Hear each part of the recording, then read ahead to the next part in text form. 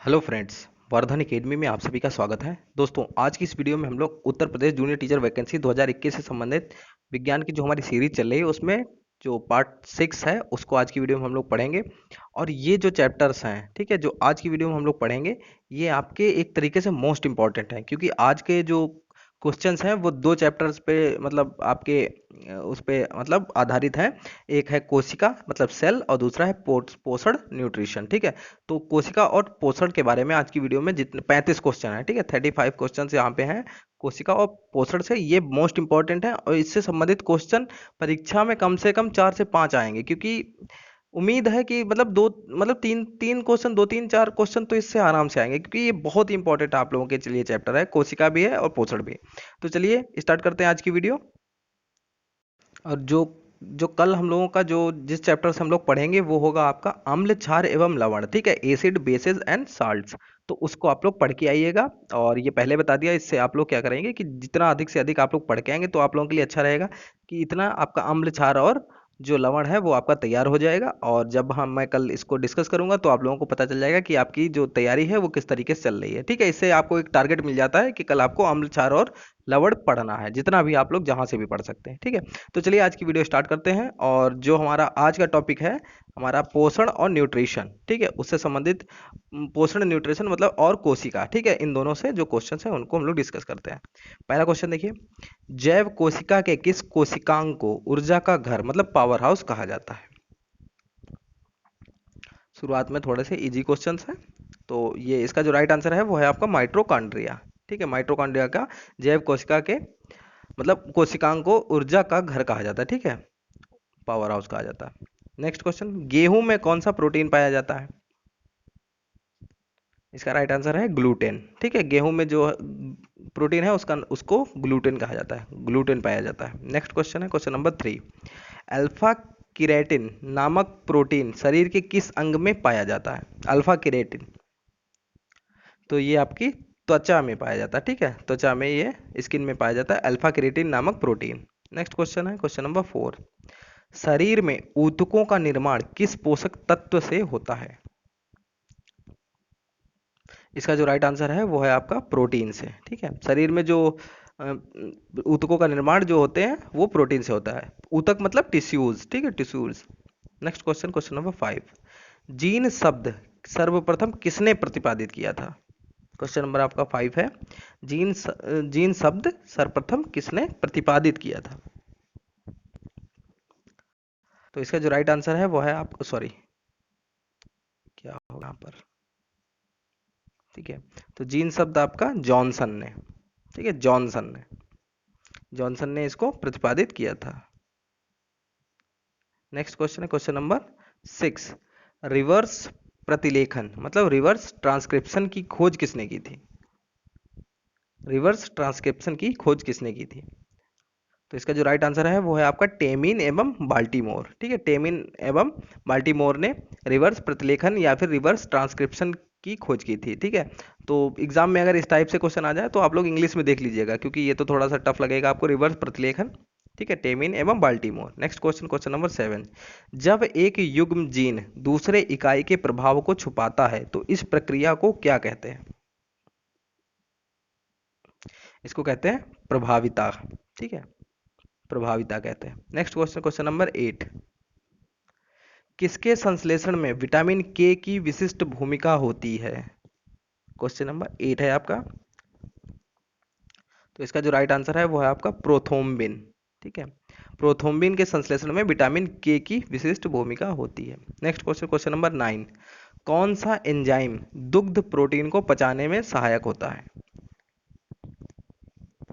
इसका जो right answer है वो है आपका रेनिन। ठीक है, रेनिन एंजाइम ऐसा है जो दुग्ध प्रोटीन को पचाने में सहायक होता है। नेक्स्ट क्वेश्चन क्वेश्चन नंबर 10, पीट पिंड मतलब कॉर्पस ल्यूटेम कहाँ पाई जाती है?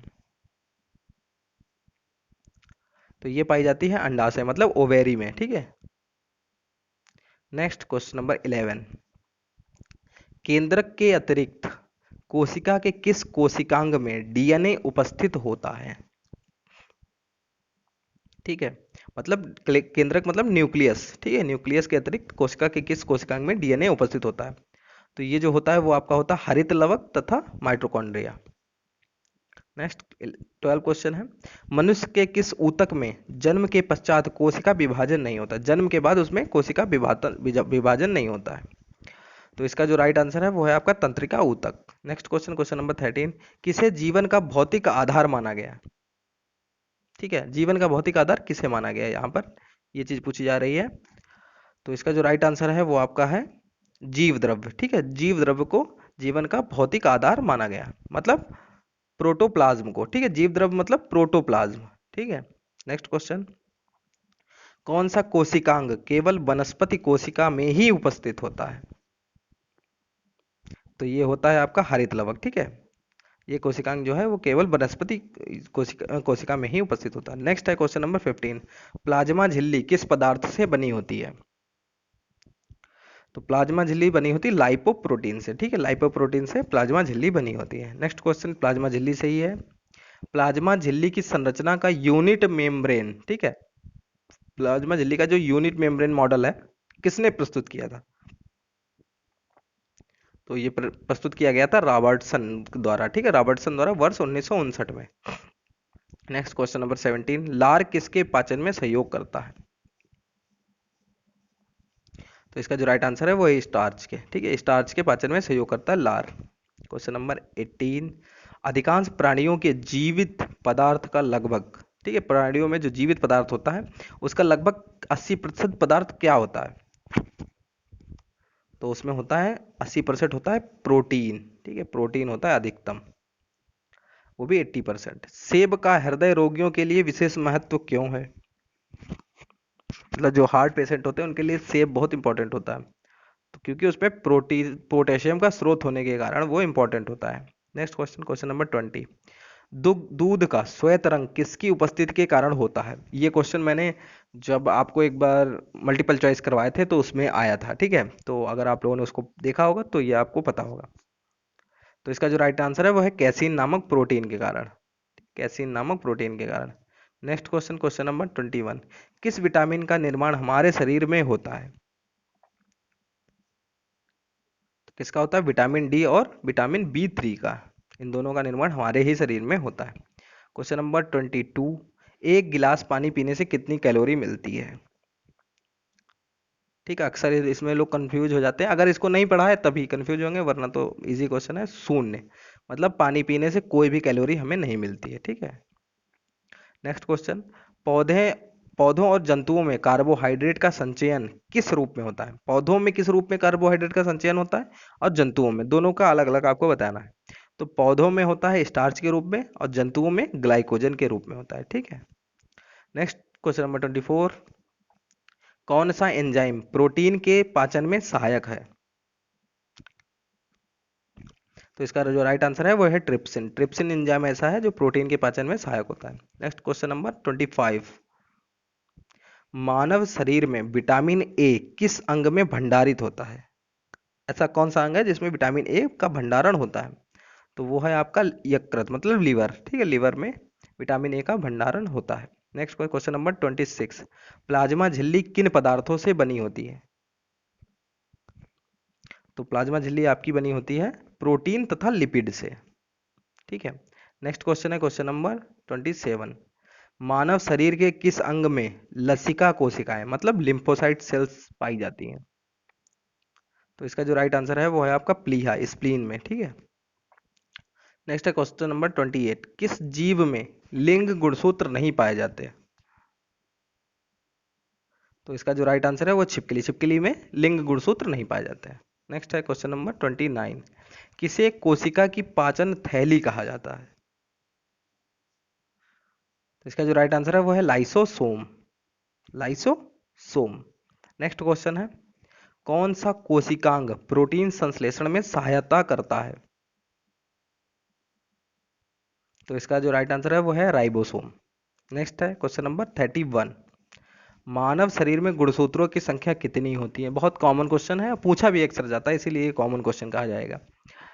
46। ठीक है, शरीर में गुणसूत्रों की संख्या कितना 46 होती है, या 23 जोड़ी इसको कह सकते हैं। 23 जोड़ी, मतलब 23 जोड़ी, जोड़ी का मतलब एक जोड़ी में दो चीजें होती हैं, 23 जोड़ी अगर गुणसूत्र हैं तो 46 हो जाएंगे। ठीक है, नेक्स्ट है 32 क्वेश्चन नंबर, कौन सा तत्व कोशि पौधों की कोशिका भित्ति की संरचना का घटक है। पौधों की जो कोशिका भित्ति होती है उसकी संरचना का घटक कौन सा पोषक तत्व है, ठीक है, तो वो है कैल्शियम। नेक्स्ट क्वेश्चन है, सबसे छोटी जीवित कोशिका कौन सी है, ठीक है, तो सबसे छोटी जो जीवित कोशिका है वो है माइकोप्लाज्मा। माइकोप्लाज्मा सबसे छोटी जीवित कोशिका है। इस टाइप के क्वेश्चन आपको याद जरूर रखने चाहिए। द्विनाम पद्धति के जन्मदाता कौन थे, ये भी एक कॉमन क्वेश्चन कह सकते हैं क्योंकि ये भी बहुत पूछा जाता है। तो इसका जो राइट आंसर है वो है Carolus Linnaeus. And last question आज का आपका है क्वेश्चन नंबर 35, किस तत्व के कोशाओं में एकत्रित होने से रंध्र, रंध्र मतलब स्टोमेटा, खुल जाते हैं, ठीक है, तो वो है आपका पोटेशियम, ठीक है, पोटेशियम।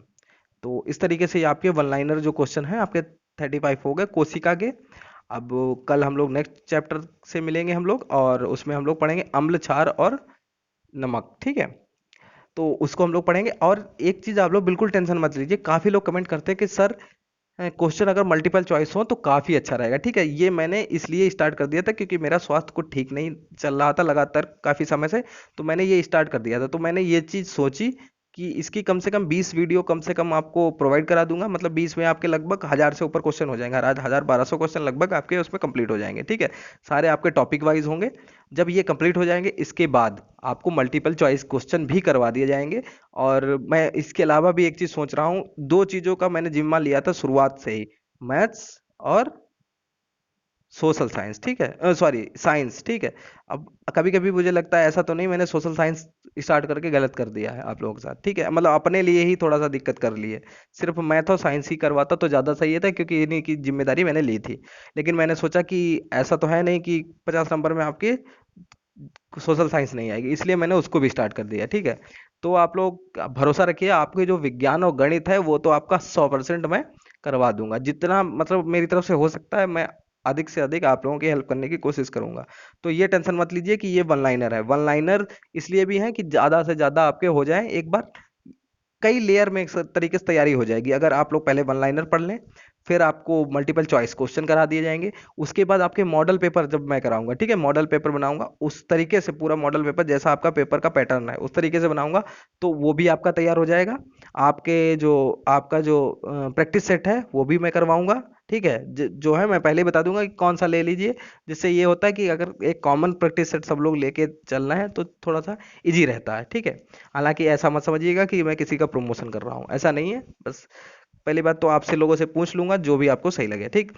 तो इस तरीके से आपकी तैयारी होगी, तो इसलिए टेंशन मत लीजिए, आप लोगों का जो वन लाइनर है ये आपके लिए ही बहुत ही फायदेमंद होगा, आगे आप लोग चलेंगे, आगे जितना भी बढ़ेंगे तो आप लोगों को ये चीज़ समझ में आएगी। बस एक रिक्वेस्ट है कि जो चीज़ आपको इसमें समझ में ना आए उसको लिख लिया करिए कॉपी पे, ठीक है, लिख के उसको याद कर लिया करिए, थोड़ा सा पढ़ लिया करिए उसके बारे में, ठीक, तो चीज़ें आपकी तैयार होती जाएंगी। तो दोस्तों आज की वीडियो में सिर्फ इतना ही, मिलते हैं अपने नेक्स्ट वीडियो में, तब तक के लिए नमस्कार।